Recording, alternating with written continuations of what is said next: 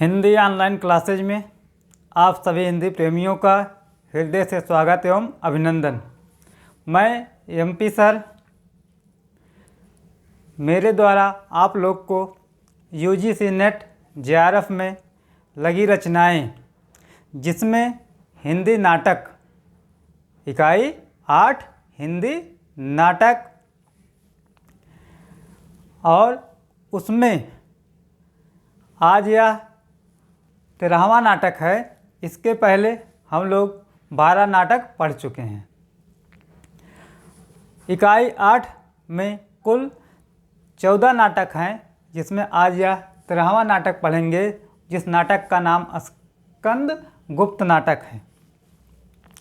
स्कंद गुप्त नाटक यह आपको UGC net JRF assistant professor TGT PGT LT GIC और झारखंड और बिहार टीजीटी पीजीटी आदि परीक्षाओं में पूछा जाता है।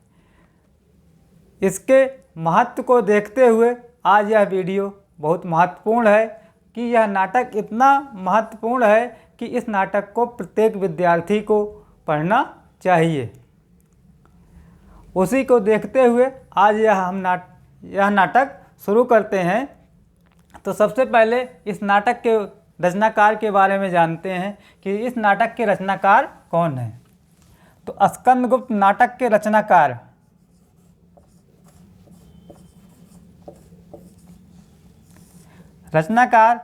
जयशंकर प्रसाद जी हैं।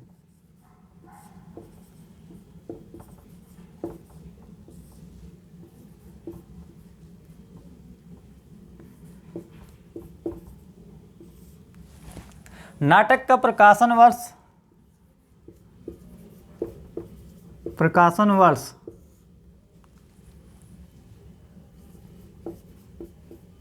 वर्ष इसका 1928 ईस्वी है। कब है? 1928 ईस्वी। और जो जयशंकर प्रसाद जी हैं, जयशंकर प्रसाद जी, इनको हिंदी में ऐतिहासिक नाटकों का जनक माना जाता है कि इनके द्वारा ही ऐतिहासिक नाटक लिखा गया है। और जो यह नाटक है स्कंद गुप्त नाटक है, इसकी जो श्रेणी है वो श्रेणी क्या है? नाटक की श्रेणी पूछा जाएगा तो यह क्या है? ऐतिहासिक नाटक है।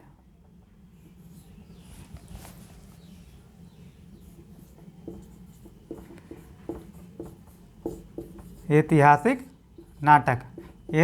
नाटक क्या होते हैं कि ऐसे नाटक जिनका विवरण आपको कहाँ मिल जाता है? इतिहास में देखने को मिलता है। उस प्रकार के नाटक को हम ऐतिहासिक नाटक कहते हैं।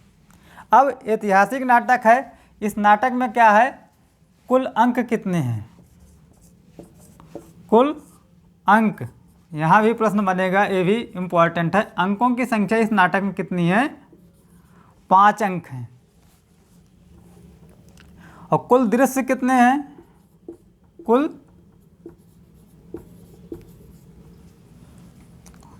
दृश्य जो है वो है 33।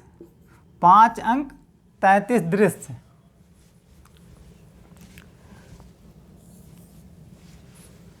अब इसके बाद देखा जाए कुल पात्र कितने हैं? कुल पात्रों की संख्या कुल 25 है। और इस नाटक में गीत कितना है? कुल गीत, यहाँ से भी प्रश्न बनेगा। तो कुल गीतों की संख्या इसमें 17 गीत हैं। ठीक। तो स्कंद गुप्त नाटक के रचनाकार जयशंकर प्रसाद जी। प्रकाशन वर्ष कितना है? 1923 ईस्वी। कुल अंक कितना है? 5। दृश्यों की संख्या कितनी है? 33।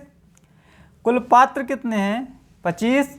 और कुल गीत कितना है? 17 गीत। इस नाटक में पात्रों द्वारा जो गाए गए गीत हैं वह कितना है? 17 गीत है। इसके बाद ये देखते हैं जो 17 गीत है। यह पात्र कितने, इन पात्रों में दो प्रकार के पात्र होते हैं। एक पात्र आपका पुरुष पात्र होगा, पुरुष पात्र। पुरुष पात्रों की जो संख्या है वह कितना है, 17 पात्र पुरुष हैं। पुरुष पात्रों की संख्या 17 है। पूछा जा सकता है स्कंदगुप्त नाटक में पात्रों की संख्या 25 है, जिसमें से पुरुष पात्र कितने हैं, 17 हैं, और स्त्री पात्र जो हैं वो कितने हैं, 18 पात्र, 8 पात्र क्या हैं, स्त्री पात्र हैं। एक बार फिर से देखते हैं इसको कि स्कंदगुप्त नाटक जो बहुत ही महत्वपूर्ण नाटक है, इस नाटक के रचनाकार जयशंकर प्रसाद जी। प्रकाशन वर्ष 1928 ईस्वी। किस प्रकार का नाटक है, ऐतिहासिक नाटक है। और अंकों की संख्या कितनी है, 5 है। कुल दृश्य कितने हैं, 33। अब थोड़ा इसमें ध्यान दीजिए, हमें नाटक को या किसी भी विषय वस्तु को रटना नहीं चाहिए। अब इसको सोचा जाए कैसे इसको जो देखा जाए, तो नाटक का जो प्रकाशन वर्ष कितना है, 1928। कितना है, 1928। और 28 में कितना जोड़ दिया जाए, 5। कहने का मतलब 5 अंक जो है जोड़ दिया जाए तो कितना होता है, 33। तो अगर हम यहाँ प्रकाशन वर्ष याद रखेंगे तो यहाँ से 5 जोड़ने का तात्पर्य क्या है, इस नाटक में कितने अंक हैं, 5 अंक है। और 28 में 5 जोड़ने कितना होता है, 33 होता है। तो इस प्रकार इसके अंकों और दृश्यों को भी हम याद कर सकते हैं। फिर 25 पात्रों की कुल संख्या 25 है, जिसमें कुल पुरुष पात्र जो हैं 17 है, स्त्री पात्र 8 हैं। गीत कितने हैं, 17 गीत हैं। पुरुष पात्र 17 और गीतों की संख्या जो है 17। आगे फिर हम देखेंगे इसमें और क्या चीज़ें हैं। जो यह दृश्य है, एक अंक में कितना दृश्य है, दूसरे अंक में कितना दृश्य है, तो इसको देखते हैं अंक और दृश्य। स्कंदगुप्त नाटक में जो प्रमुख दृश्य हैं कि एक अंक में कितना दृश्य है, दूसरे अंक में दृश्य कितना है, इस प्रकार की चीज़ें जो है उसको हम देख लेते हैं। यह भी क्या है, इम्पॉर्टेंट ही होने वाला है। तो यहाँ अंक लिख लेते हैं, अंक, और अंक का स्थान लिख लेते हैं।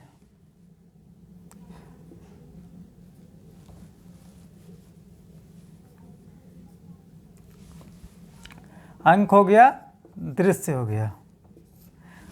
तो यहाँ देखते हैं जो कितना अंक है इस नाटक में, 5 अंक है। तो पांचों अंकों में दृश्यों की संख्या देखते हैं। पहले प्रथम अंक, प्रथम अंक, तो प्रथम अंक में दृश्य की संख्या कितनी है। यहाँ प्रश्न बनेगा कि स्कंदगुप्त नाटक में प्रथम अंक में कितना दृश्य है। तो यहाँ पे कितने दृश्य हैं, 7 दृश्य हैं। प्रथम अंक में 7 दृश्य। दूसरा अंक, द्वितीय अंक, द्वितीय अंक, इसमें कितने दृश्य हैं, इसमें भी 7 दृश्य हैं। फिर तृतीय अंक, तृतीय अंक, इसमें दृश्य कितने हैं, 6 दृश्य हैं। फिर चतुर्थ अंक, चतुर्थ अंक, इसमें 7 दृश्य। और फिर अंतिम अंक जो पंचम अंक है, पंचम अंक में कितना दृश्य है, इसमें भी 6 दृश्य हैं। तो अंकों की संख्या कितनी थी, 5 थी, और दृश्यों की संख्या कितनी थी, 33 थी। तो यहाँ पे देखते हैं कि जो प्रथम अंक है उसमें कितना दृश्य है, 7 दृश्य है। और द्वितीय अंक में 7 दृश्य, तृतीय अंक में 6 दृश्य, चतुर्थ अंक 7 दृश्य, और पंचम अंक 6 दृश्य। टोटल दृश्यों की संख्या 33 और कुल अंकों की संख्या 5। अब यहाँ जो प्रथम अंक है ये तो दृश्य हो गया। अब अंकों का स्थान देखते हैं। जो प्रथम अंक का स्थान क्या है, द्वितीय अंक का स्थान क्या है। यहाँ से यह आपका इम्पॉर्टेंट है, परीक्षा में पूछा जाएगा कि प्रथम स्कंदगुप्त नाटक में द्वितीय अंक में दृश्यों की संख्या कितनी है, तो कितनी है, 7 है। इस प्रकार के प्रश्न बनेंगे। आगे देखिए, जो अंक हैं उनमें उनका स्थान क्या है। जो प्रथम अंक है इसका स्थान क्या है, द्वितीय अंक है उसका स्थान क्या है। तो अंकों का स्थान, स्कंदगुप्त नाटक में अंकों का स्थान पूछा जा सकता है। प्रथम अंक का स्थान क्या है, तो यहाँ उसको लिख लेते हैं कि प्रथम अंक का जो स्थान है उसका नाम है उज्जैनी गुप्त साम्राज्य। उज्जैनी गुप्त साम्राज्य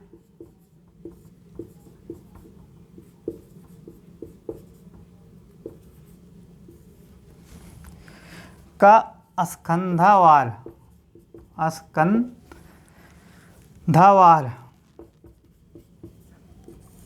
यही है कि पूछा जा सकता है स्कंदगुप्त नाटक में प्रथम अंक का स्थान क्या है, तो उज्जैनी गुप्त साम्राज्य का स्कंधावार। द्वितीय अंक का स्थान क्या है, मालवा में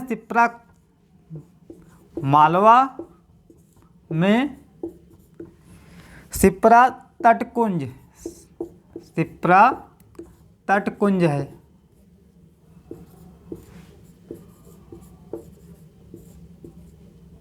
ये द्वितीय स्थान हो गया, द्वितीय अंक का स्थान। तृतीय अंक है उसका स्थान क्या है, शिप्रा तट है, शिप्रा तट।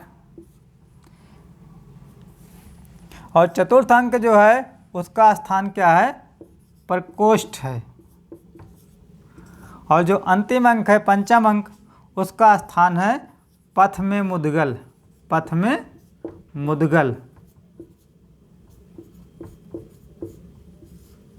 एक बार फिर से रिपीट करते हैं इसको कि स्कंदगुप्त नाटक में अंकों की संख्या 5 और दृश्यों की संख्या 33। अब अंक जो है उस अंक में कौन सा स्थान का चित्रण किया गया है, तो प्रथम अंक में उज्जैनी गुप्त साम्राज्य का स्कंधावार का चित्रण है। द्वितीय अंक क्या है, मालवा में शिप्रा तटकुंज है।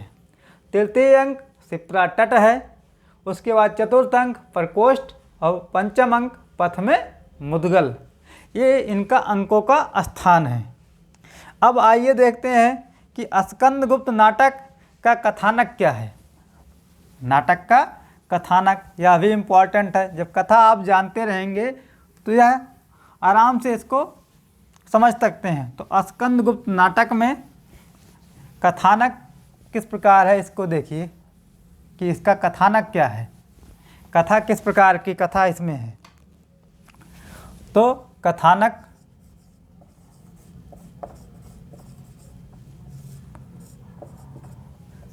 इसमें कथानक इसका है कि इस नाटक का नायक स्कंदगुप्त है। पूछा जा सकता है कि स्कंदगुप्त नाटक का नायक क्या है, तो इस नाटक का नायक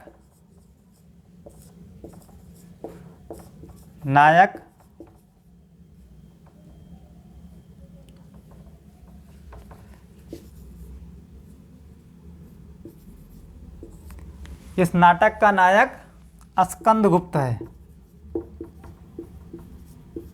एक प्रश्न यही बन जाता है कि स्कंदगुप्त नाटक का नायक कौन है, तो इस नाटक का नायक स्कंदगुप्त है।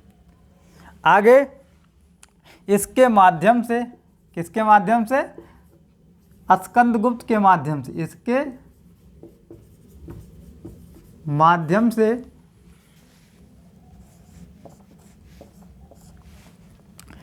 राष्ट्रभक्ति का संदेश दिया जाता है। राष्ट्रभक्ति का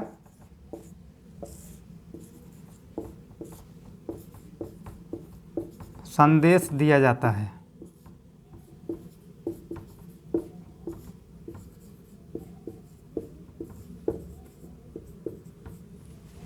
और इस इस नाटक का कथानक, इस नाटक का कथानक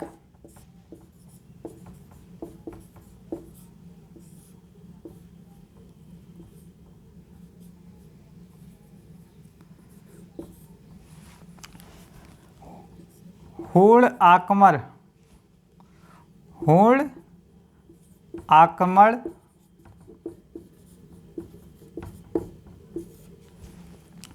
सन हूण आक्रमण कब है? 1455 ईस्वी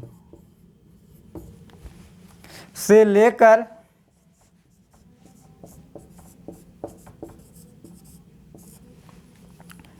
युद्ध समाप्ति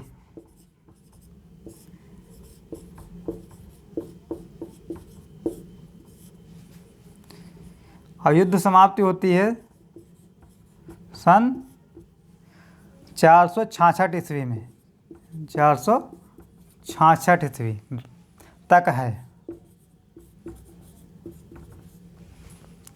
और इस नाटक का आरंभ, इस नाटक का आरंभ स्कंदगुप्त के चिंतन, स्कंदगुप्त के चिंतन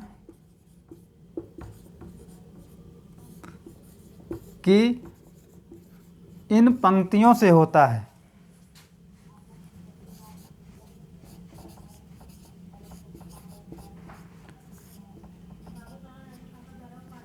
इन पंक्तियों से होता है। अब वह पंक्ति क्या है? वह बहुत ही महत्वपूर्ण पंक्ति है। पहले इसको एक बार देखते हैं कि नाटक का कथानक क्या है, कि स्कंदगुप्त नाटक का जो नायक है वह कौन है? स्कंदगुप्त है। और इसके माध्यम से राष्ट्रभक्ति का संदेश दिया जाता है। और इस नाटक का जो कथानक है क्या है? हूण आक्रमण सन 1455 ईस्वी से लेकर युद्ध समाप्ति 1466 ईस्वी तक का है। और इस नाटक का कथानक स्कंदगुप्त के चिंतन की इन पंक्तियों से होता है। अब वह पंक्तियां क्या है उसको देखते हैं।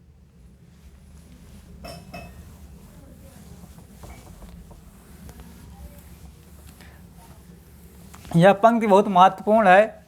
वह पंक्ति है कि अधिकार सुख कितना मादक और सारहीन होता है। यह कई बार परीक्षाओं में पूछा गया है कि अधिकार का सुख कितना मादक और सारहीन होता है, यह किस नाटक की पंक्ति है? तो इस पंक्ति को इम्पॉर्टेंट लगा के लिखिए। अधिकार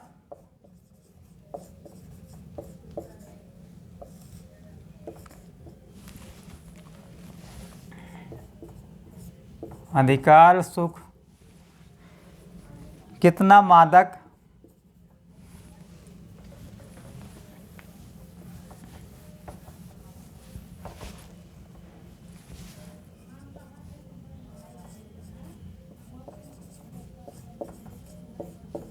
अधिकार सुख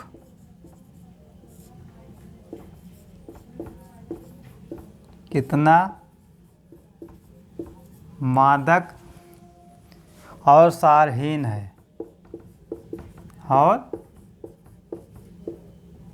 सारहीन है।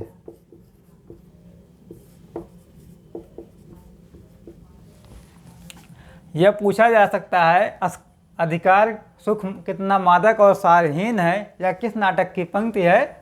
तो स्कंदगुप्त नाटक की पंक्ति है। यहीं से इस नाटक की शुरुआत होती है। आगे इसमें ऐतिहासिकता के तत्व क्या है? यह ऐतिहासिक नाटक है स्कंदगुप्त। इसमें ऐतिहासिकता के तत्व क्या हैं? तो ऐतिहासिकता के तत्व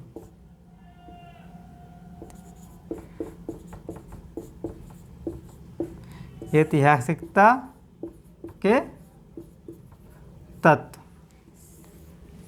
तो इसमें क्या है कि पहला मगध का गुप्त वंश, एक ऐतिहासिक बात है कि मगध का गुप्त वंश है। मगध का गुप्त वंश। दूसरा इसका जो है ऐतिहासिक तत्व है मालवा का या मालो का राजवंश।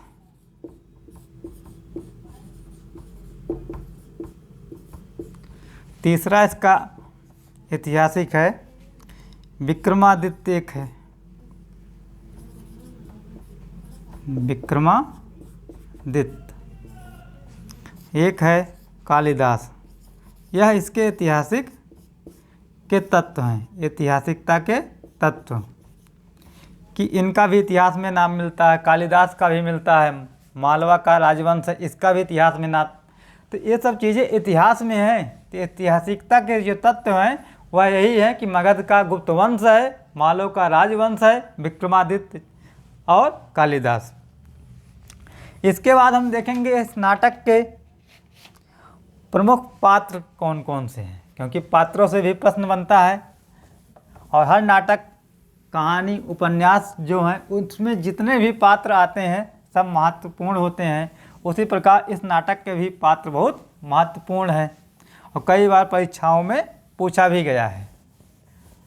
तो देखते हैं स्कंदगुप्त नाटक के प्रमुख पात्र। स्कंदगुप्त नाटक के प्रमुख पात्र। इसके पहले बताया जा चुका है कि स्कंदगुप्त नाटक में कुल पात्रों की संख्या 25 है, जिसमें 17 पुरुष पात्र और 8 जो हैं स्त्री पात्र हैं। तो सबसे पहले हम पुरुष पात्रों के बारे में देखते हैं। तो शुरुआत करते हैं स्कंदगुप्त से, जो नाटक का नायक है। स्कंदगुप्त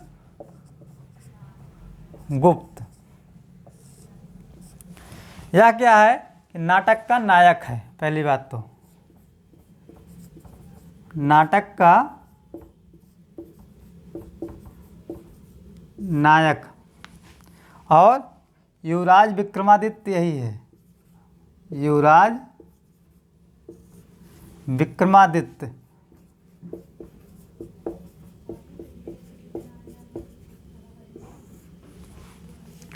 और क्या है, कुमारगुप्त का पुत्र है। यहाँ इसको ध्यान देना है, पूछा जा सकता है स्कंदगुप्त किसका पुत्र था। तो स्कंदगुप्त जो है कुमारगुप्त का पुत्र था, कुमारगुप्त का पुत्र। ये बातें हो गई स्कंदगुप्त के बारे में कि स्कंदगुप्त नाटक का क्या है, नायक है, युवराज विक्रमादित्य है और कुमारगुप्त का पुत्र है। आगे जो दूसरा है पात्र कुमारगुप्त।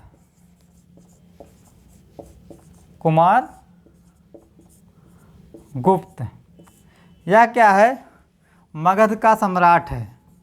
कुमारगुप्त मगध का सम्राट। पूछा जाएगा प्रश्न कि मगध का सम्राट कौन था, तो बताएंगे क्या, कुमारगुप्त। आगे इसी क्रम में अगले पात्र के बारे में गोविंदगुप्त है। गोविंदगुप्त यह कौन है, यह जो है कुमारगुप्त का भाई है। जो मगध का सम्राट है उसका भाई कौन था, उसका नाम गोविंदगुप्त था, कुमारगुप्त का भाई।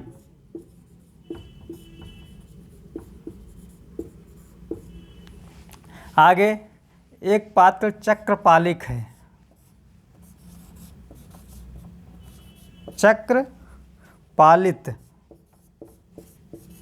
चक्रपालित कौन है, यह जो है पर्णदत्त का पुत्र है।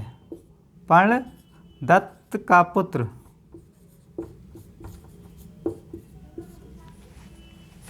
एक पात्र इसमें और देखिए, वह बंधु वर्मा एक पात्र हैं।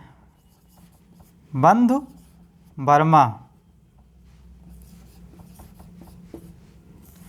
वर्मा कौन है, यह जो है मालव का शासक है। मालव का शासक। अब यहाँ प्रश्न कैसे बनेगा कि कुमारगुप्त के पिता का क्या नाम था। तो क्या इसका स्कंदगुप्त के पिता का क्या नाम था? कुमारगुप्त। स्कंदगुप्त नाटक का नायक कौन है? स्कंदगुप्त। और कुमारगुप्त कहाँ का सम्राट था? मगध का सम्राट था। या कुमारगुप्त के भाई का क्या नाम था? गोविंदगुप्त था। ऐसे संबंध यहाँ पे पूछे जाएंगे। आगे फिर देखिए, बंधु वर्मा के बाद एक है भीम वर्मा।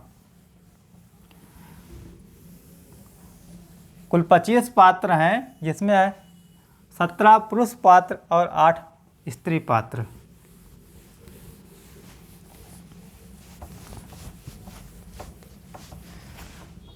बंधु वर्मा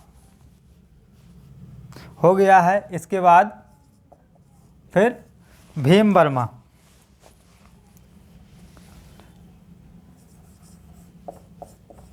भीम वर्मा यह कौन है? यह बंधु वर्मा का भाई है। बंधु वर्मा का भाई।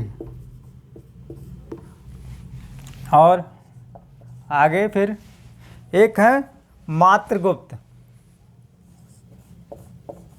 मात्रगुप्त। मात्रगुप्त कौन है? यह जो है काव्यकर्ता कालिदास। काव्यकर्ता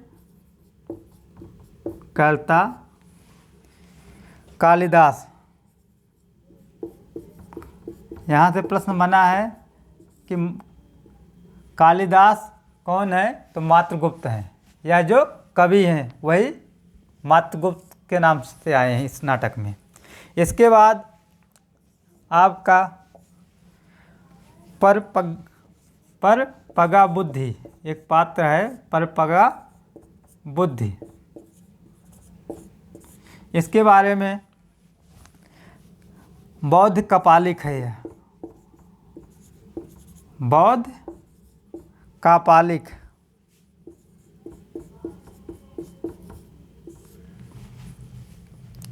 इसको परपंच बुद्धि भी कहा गया है। परपंच बुद्धि पूछा जा सकता है कि परपंच बुद्धि कौन था? तो यही बौद्ध कापालिक जो है परपंच बुद्धि के नाम से जाना गया। एक पात्र है सर्वनाग।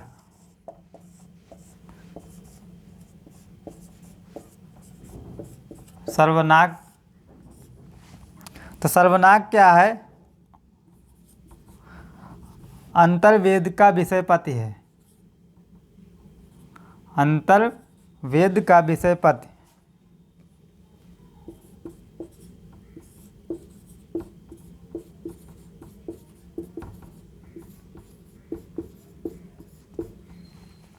और फिर एक पात्र और देखते हैं, कुमार धातुसेन। कुमार दास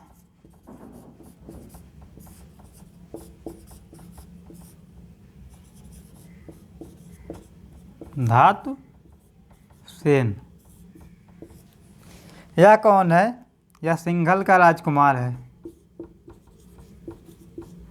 सिंघल का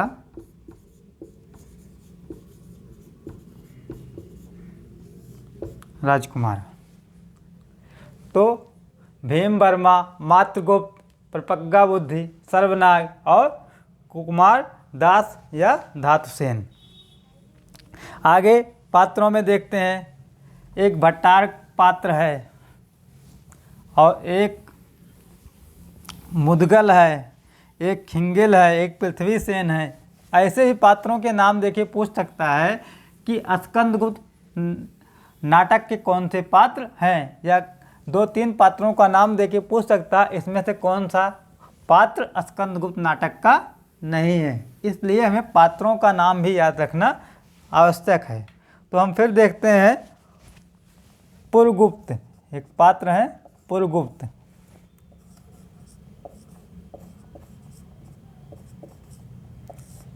पुरगुप्त क्या है? यह कुमारगुप्त का छोटा पुत्र है। कुमार गुप्त का छोटा पुत्र। और एक पात्र जो है भट्टार्क, भट्टार्क पात्र है, वह क्या है? नवीन महाबलाधिपत, नवीन महाबलाधिपत।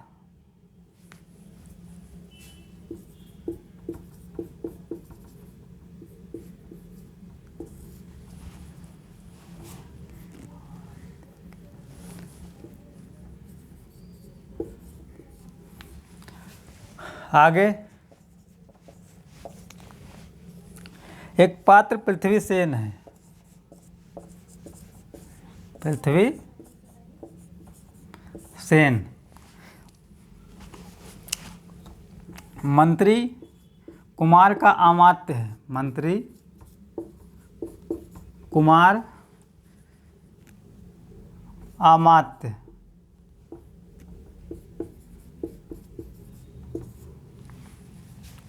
फिर आगे पृथ्वी सेन हो गया। फिर खिंगिल पात्र है, खिंगिल कौन है? यह जो है हूण आक्रमणकारी है। पूछा जा सकता है कि हूण आक्रमणकारी कौन था? वह खिंगिल था, हूण आक्रमणकारी। फिर आगे जो है एक है मुदगल, ये भी इम्पोर्टेंट है। यह कौन है? विदूषक है।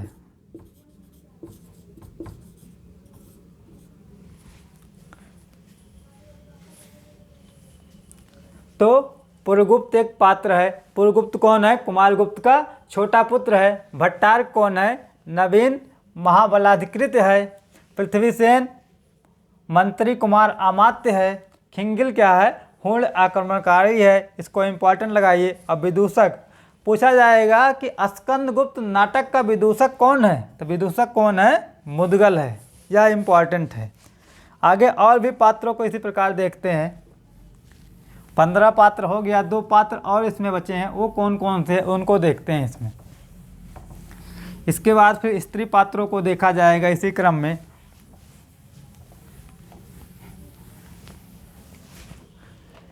तो एक पात्र है प्रख्यात बुद्धि है, 16 नंबर। तो इसमें क्या है? प्रख्यात बुद्धि, प्रख्यात बुद्धि। यह क्या है? यह लंकराज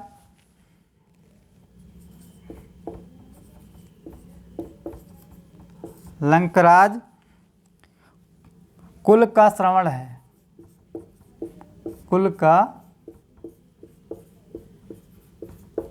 श्रवण। अंतिम पात्र पर्णदत्त, पर्णदत्त। पर्णदत्त कौन है? यह मगध का महानायक है, मगध का महानायक। इस प्रकार स्कंदगुप्त नाटक से जो पुरुष पात्रों की संख्या थी और उनका क्या वैशिष्ट था, उनका क्या संबंध था, उसको देखा जा चुका है। तो इस प्रकार हम फिर आगे देखते हैं जो स्त्री पात्र हैं, उन पात्रों में कौन कौन से स्त्री पात्र हैं और पात्रों की संख्या कितनी है, और ये जो स्त्री पात्र हैं उन पात्रों में उनका क्या वैशिष्ट है, कि इनका रोल क्या है नाटक में। तो सबसे पहले हम किसको देखेंगे इसमें? देवसेना को।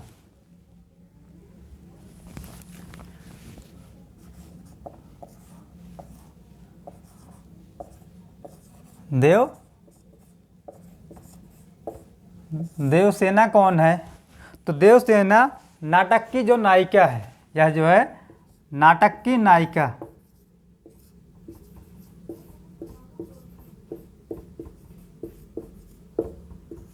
और बंधु वर्मा की बहन है, बंधु वर्मा की बहन। पूछा जाएगा कि स्कंदगुप्त नाटक की नायिका कौन है, तो क्या बताएंगे?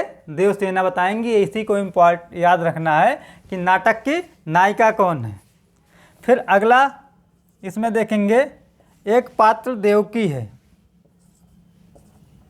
महिला पात्रों में देवकी नाम की एक पात्र है। यह कौन है? कुमारगुप्त की बड़ी रानी है। कुमार गुप्त की बड़ी रानी। और क्या है? स्कंदगुप्त की माता है। यहाँ ये भी इम्पोर्टेंट रखना है कि स्कंदगुप्त की माता कौन है, तो स्कंदगुप्त की माता देवकी है। स्कंदगुप्त की माता। दो चीज़ें देवकी के बारे में ध्यान देना है कि कुमारगुप्त की बड़ी रानी कौन थी, तो क्या बताएंगे? देवकी। और स्कंदगुप्त की माता कौन थी? तब भी देवकी। आगे फिर अनंत देवी एक पात्र है, इसको देखते हैं। अनंत देवी, यह जो है कुमारगुप्त की छोटी रानी, कुमार गुप्त की छोटी रानी।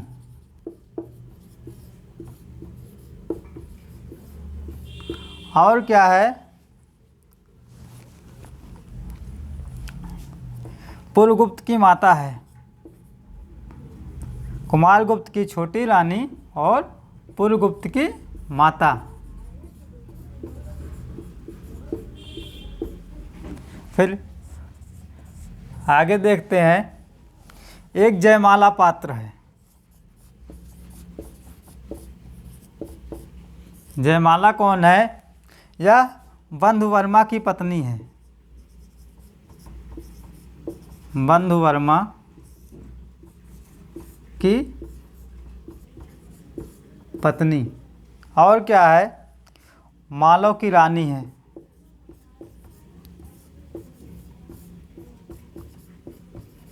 इस संबंध को हमें याद रखना, क्योंकि परीक्षा में यही संबंध पूछा जाएगा कि अनंत देवी पुरगुप्त की कौन सी रानी थी। अनंत देवी कुमारगुप्त की छोटी रानी थी और पुरगुप्त की क्या थी? माता थी। यह पूछा जा सकता है कि स्कंदगुप्त नाटक में पुरगुप्त की माता कौन थी, तो क्या बताएंगे? अनंत देवी। और स्कंदगुप्त की माता कौन थी, तो स्कंदगुप्त की माता देवकी थी। नाटक की नायिका कौन है, तो देवसेना है। इस प्रकार के प्रश्न यहाँ बनेंगे। इस संबंध को भी आपको याद रखना है, यहाँ से प्रश्न बनेंगे और कई बार प्रश्न बने भी हैं। तो 4 पात्र महिला पात्र अभी तक हुए हैं। फिर आगे देखते हैं और जो महिला पात्र हैं उनका क्या वैशिष्ट्य है इस नाटक में।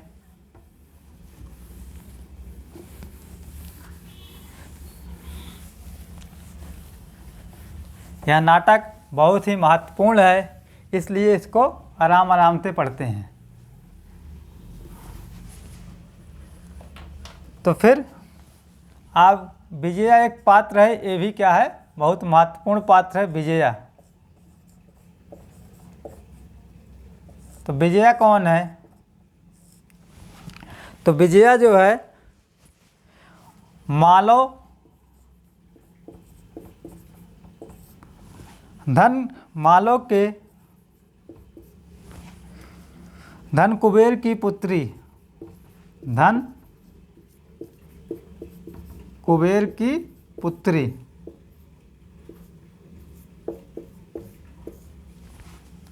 और एक पात्र कमला है।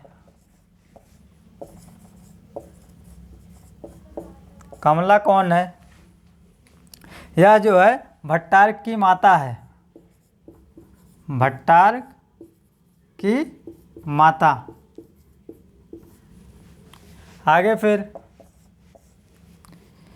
एक पात्र रामा पात्र है, यह सर्वनाग की पत्नी है। सर्वनाग की पत्नी। पूछा जाएगा स्कंदगुप्त नाटक में सर्वनाग की पत्नी कौन थी, तो रामा है। आगे एक मालिनी पात्र है,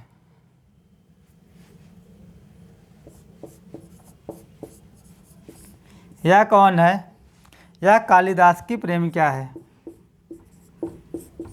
कालिदास की प्रेमिका।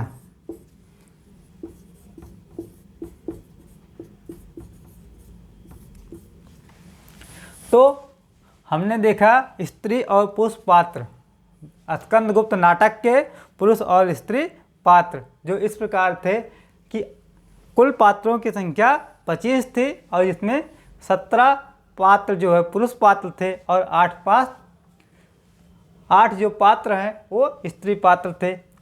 और इसमें नाटक के नायक को भी देख चुके हैं और नाटक के नायिका को भी देख चुके हैं। आगे फिर हम देखेंगे इस नाटक के जो प्रमुख गीत हैं वह गीत कौन कौन से हैं। स्कंदगुप्त नाटक के प्रमुख गीत, यह भी इम्पोर्टेंट है, यहाँ से भी परीक्षा में कई बार प्रश्न बना है। झारखंड पीजीटी में पूछा गया था, जो देवसेना ने गीत गाया है उस गीत को झारखंड पीजीटी में पूछा गया था। इस स्कंदगुप्त नाटक से झारखंड 2023 में जो परीक्षा हुई थी उसमें 3 प्रश्न पूछे गए थे। प्रकाशन वर्ष पूछा गया था और नाटक का नायक और देवसेना ने एक गीत गाया था, उस गीत को भी उस नाटक वहाँ पर पूछा गया था।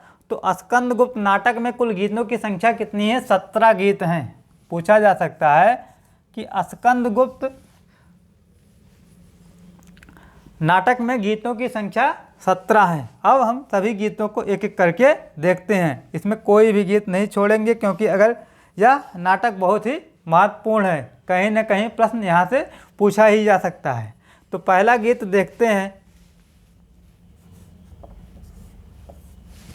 यह गीत जो है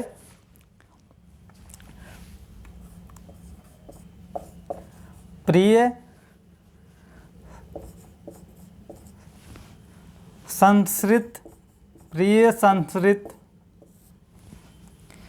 के वे सुंदरतम क्षण हो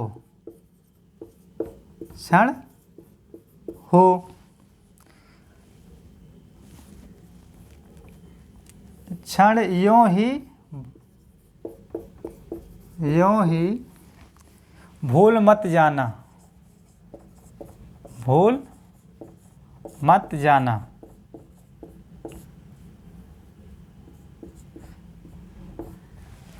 कि प्रिय संस्कृत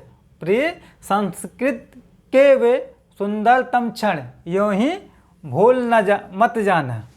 यह किसके द्वारा गाया गया है, यह कालिदास के द्वारा, कालिदास या मात्रगुप्त भी कह सकते हैं, कालिदास द्वारा। और किस अंक में गाया गया है, प्रथम अंक। और दृश्य कौन सा है, तृतीय दृश्य है, तृतीय दृश्य। कि प्रिय संस्कृत के वे सुंदरतम क्षण यो ही भूल मत जाना। तो कालिदास द्वारा गाया गया किस अंक में, प्रथम अंक में, और दृश्य तृतीय दृश्य में। दूसरा जो कालिदास द्वारा ही गाया गया है वह क्या है, हिमालय के आंगन में, हिमालय के आंगन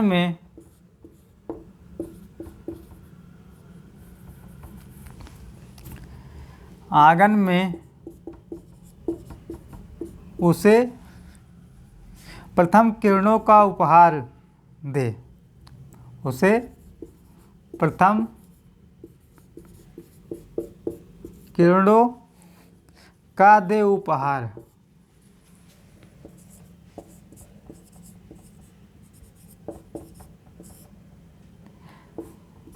कि हिमालय के आंगन में उसे प्रथम किरणों का दे उपहार। यह गीत किसके द्वारा गाया गया? कालिदास के द्वारा,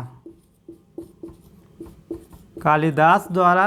और पंचम अंक में, पंचम अंक, और दृश्य कौन सा है? पंचम दृश्य है, पंचम दृश्य। तो कालिदास द्वारा गाए गए यह 2 गीत थे। इसके बाद हम देखेंगे देवसेना द्वारा गाए गए गीत। इन गीतों को आप याद करेंगे क्योंकि गीत परीक्षा में कई बार पूछे गए हैं। और देवसेना के द्वारा जो गीत गाया गया है वह गीत बहुत ही महत्वपूर्ण गीत है, उसको हम देखते हैं। 17 गीत हैं और 17 गीतों को हमें देखना है, जिसमें से हम कालिदास द्वारा गाए गए गीतों को देख चुके हैं। अब देखते हैं जो है देवसेना द्वारा गाए गए गीत। तो गीत संख्या आगे देखेंगे कि आह वेदना मिली विदाई। यह इम्पॉर्टेंट लगाइए इसको कि आह वेदना मिली विदाई।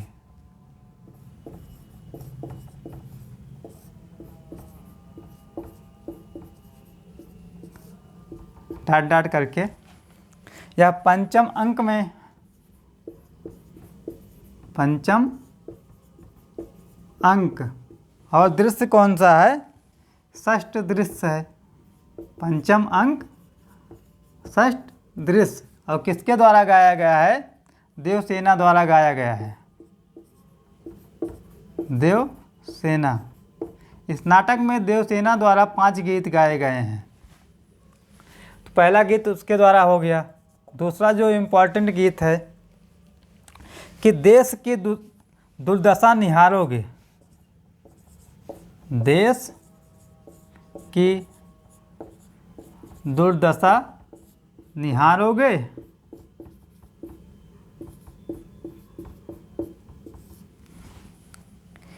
फिर ये भी देवसेना द्वारा गाया गया है,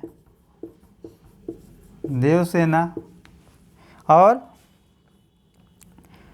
पंचम अंक तृतीय दृश्य में है, पंचम अंक। और दृश्य कौन सा है? तृतीय दृश्य में। अगर अंक नहीं याद कर पाते हैं तो कम से कम यह किस नाटक का गीत है और किस पात्र के द्वारा गाया गया है उसको तो याद करना ही पड़ेगा। आगे फिर अगला जो गीत है उसमें है कि भरा नैनों में, भरा नैनों में मन के रूप किसी छलिया का, किसी छलिया का अमल अनूप, अमल अनूप। यह गीत भी देवसेना के द्वारा गाया गया, देवसेना के द्वारा गाया गया, देवसेना। पूछा जाएगा कि भरा नैनों में मन के रूप किसी छलिया का, तो किसके द्वारा गाया गया? देवसेना के द्वारा। और किस अंक में? प्रथम अंक, प्रथम अंक और सप्तम दृश्य में।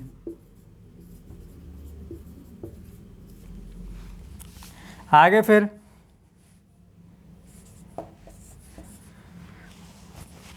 घने प्रेम, घने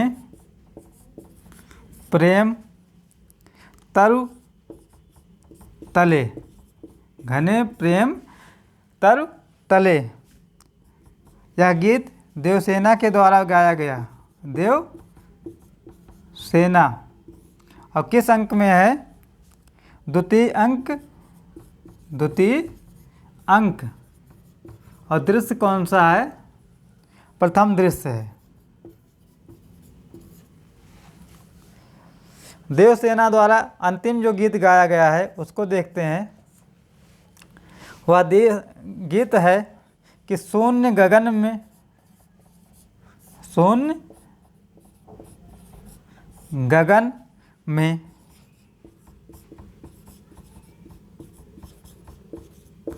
शून्य गगन में खोजता जैसे चंद निराश, जैसे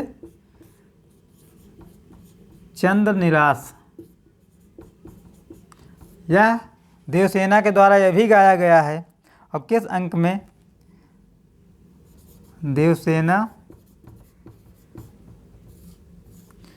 देवसेना के द्वारा गाया गया और किस अंक में गाया गया है? पंचम अंक तृतीय दृश्य। पंचम अंक और दृश्य कौन सा है? तृतीय दृश्य।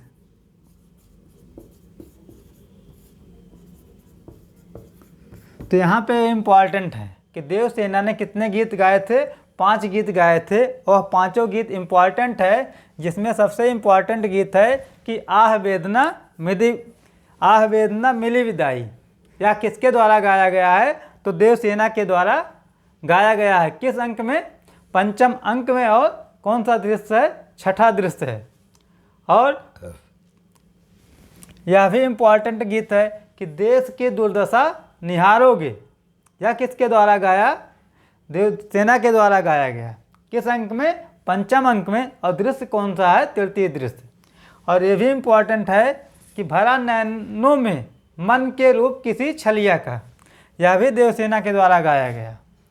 और घने प्रेम तरु तले, ये भी देवसेना के द्वारा ही गाया गया है। इस प्रकार देवसेना द्वारा गाए गए गीत जो है समाप्त होते हैं। फिर आगे हम देखते हैं विजया द्वारा गाए गए गीत।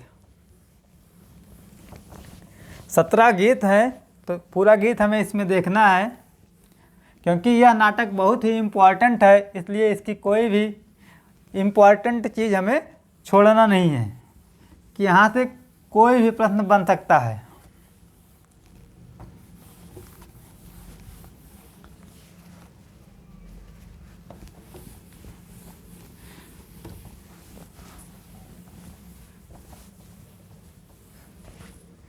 तो विजया द्वारा जो गीत गाया गया है,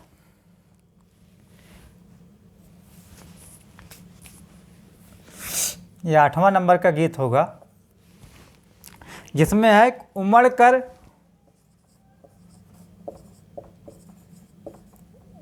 कर चली भिगोने आज। उमड़ कर चली भिगोने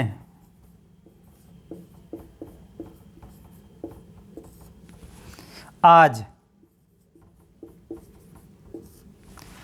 तुम्हारा निश्चल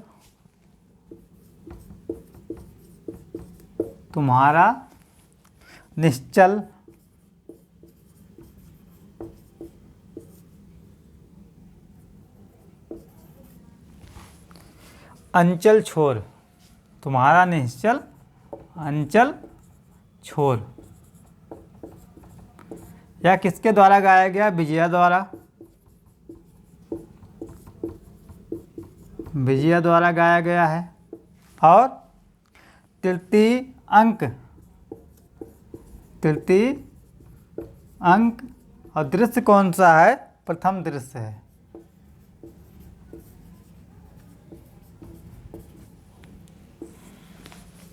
आगे फिर अगला गीत देखते हैं कि अगर धूम की श्याम लहरियाँ। अगरू धूम की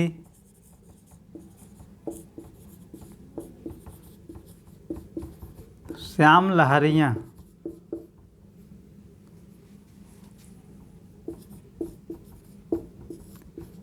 यह किसके द्वारा गाया गया है?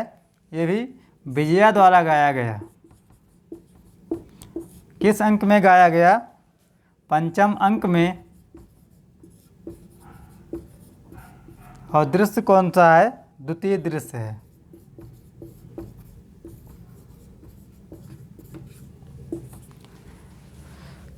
आगे फिर स्कंदगुप्त द्वारा गाया गया एक गीत, उसको देखते हैं कि बजा दो वेणु मनमोहन। बजा दो वेणु मन मोहन बजा दो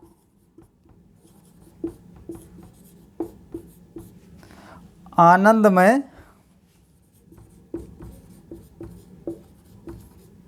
आनंदमय जीवन बना दो।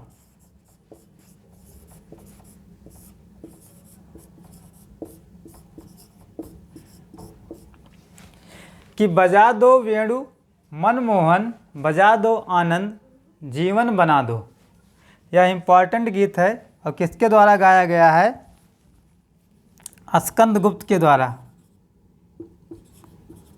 स्कंदगुप्त। और चतुर्थ अंक है, चतुर्थ अंक। और दृश्य कौन सा है? सप्तम दृश्य है, सप्तम दृश्य। आगे फिर अगला गीत देखते हैं। 10 गीत हो गया है और अभी और भी गीत बाकी हैं। आगे फिर देवसेना की सखी है, उसके द्वारा भी गीत गाया गया है।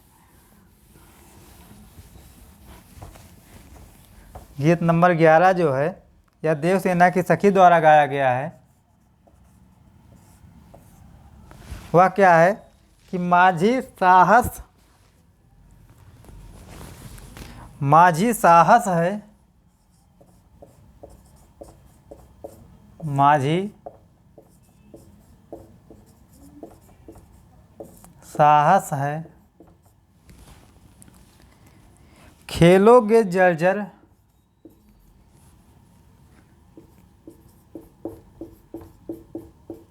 खेलोगे जर्जर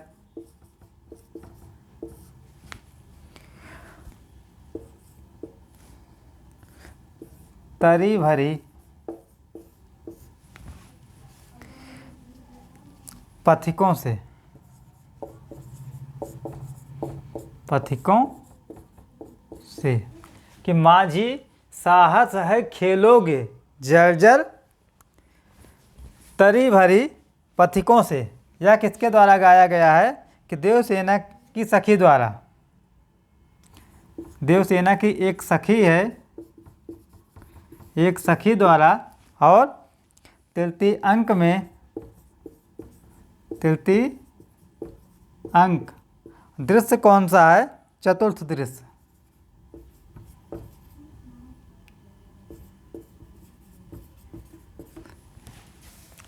एक सखी देवसेना की यही गाती है इस गीत को।